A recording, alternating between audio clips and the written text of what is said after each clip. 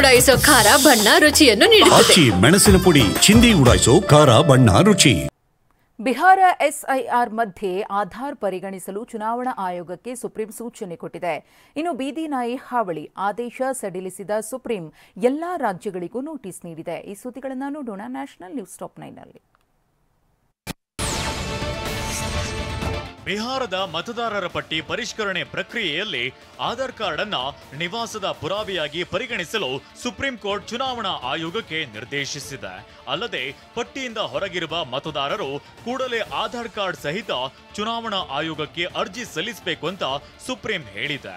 ಇದೇ ವೇಳೆ ರಾಜಕೀಯ ಪಕ್ಷಗಳು ಈ ವಿಚಾರದಲ್ಲಿ ಮತದಾರರ ನೆರವಿಗೆ ಬಂದಿಲ್ಲ ಅಂತ ಸುಪ್ರೀಂ ಅಸಮಾಧಾನ ಹೊರಹಾಕಿದೆ. ಬೀದಿ ನಾಯಿಗಳ ತೆರವಿಗೆ ಆದೇಶಿಸಿದ್ದ ಸುಪ್ರೀಂ ಕೋರ್ಟ್ ತನ್ನ ಆದೇಶವನ್ನ ಸಡಿಲಿಸಿದೆ. ಸಂತಾನಹರಣ ಚಿಕಿತ್ಸೆ ಮಾಡಿಸಿ ಹೊರಗೆ ಬಿಡಬಹುದು ಅಂತ ಸುಪ್ರೀಂ ಹೇಳಿದೆ.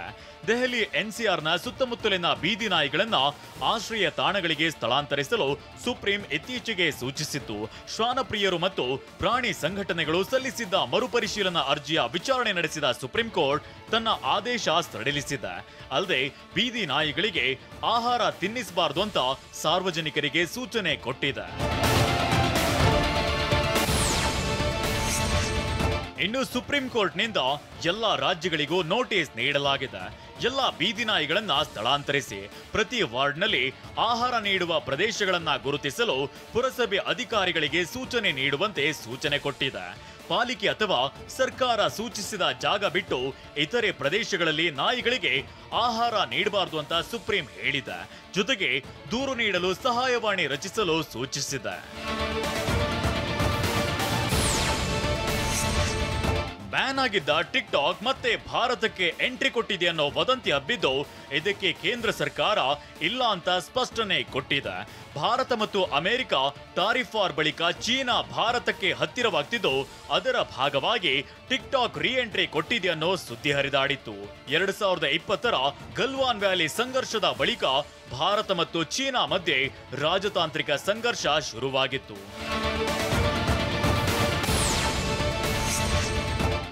ಆನ್ಲೈನ್ ಗೇಮಿಂಗ್ ಮಸೂದೆಗೆ ರಾಷ್ಟ್ರಪತಿ ದ್ರೌಪದಿ ಮುರ್ಮು ಅನುಮೋದಿಸಿದ್ದಾರೆ.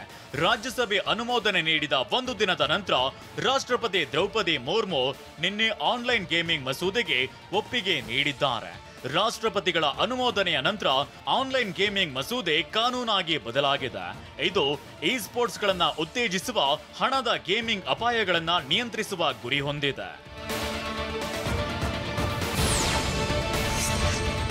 ಸಂಸತ್ ಭವನದಲ್ಲಿ ಮತ್ತೊಮ್ಮೆ ಭದ್ರತಾ ವೈಫಲ್ಯ ನಡೆದಿದೆ. ಮರದ ಸಹಾಯದಿಂದ ಗೋಡೆ ಹಾರಿ ಸಂಸತ್ ಆವರಣ ಪ್ರವೇಶಿಸಿದ ವ್ಯಕ್ತಿಯನ್ನ ಬಂಧಿಸಲಾಗಿದೆ. ನಿನ್ನೆ ಬೆಳಿಗ್ಗೆ 6:30ಕ್ಕೆ ಈ ಘಟನೆ ನಡೆದಿದೆ. ರೈಲು ಭವನದಿಂದ ಗರುಡ ದ್ವಾರ ತಲುಪಿದ್ದಾನೆ. ಕೂಡಲೇ ಒಳನುಗ್ಗಿದ ವ್ಯಕ್ತಿಯನ್ನ ಭದ್ರತಾ ಸಿಬ್ಬಂದಿ ಬಂಧಿಸಿದ್ದಾರೆ. ಆತನನ್ನ ವಿಚಾರಣೆ ನಡೆಸಲಾಗ್ತಿದೆಯಂತ ಅಧಿಕಾರಿಗಳು ತಿಳಿಸಿದ್ದಾರೆ.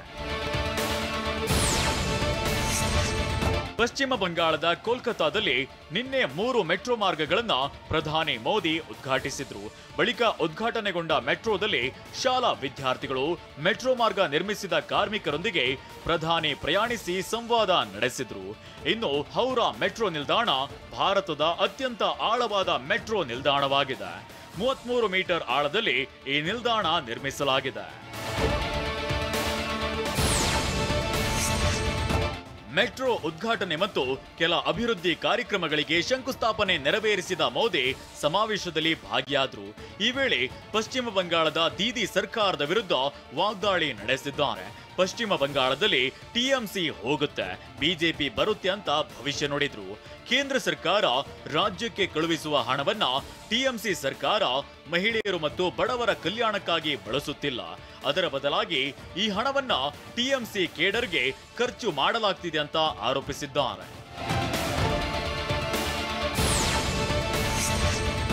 ಇನ್ನು ಸಿಎಂ, ಪಿಎಂ ಮತ್ತು ಸಚಿವರನ್ನ ವಜಾಗೊಳಿಸುವ ಮಸೂದೆ ಬಗ್ಗೆ ಮಾತನಾಡಿದ ಮೋದಿ ವಿಪಕ್ಷಗಳ ವಿರುದ್ಧ ಕಿಡಿಕಾರಿದ್ದಾರೆ. ಜೈಲಿನಲ್ಲಿರುವ ಗುಮಾಸ್ತರನ್ನ ಸಸ್ಪೆಂಡ್ ಮಾಡಬಹುದಾದ್ರೆ ಪ್ರಧಾನಿಯನ್ನ ಏಕೆ ಮಾಡಬಾರದು ಅಂತ ಕೇಳಿದ್ದಾರೆ.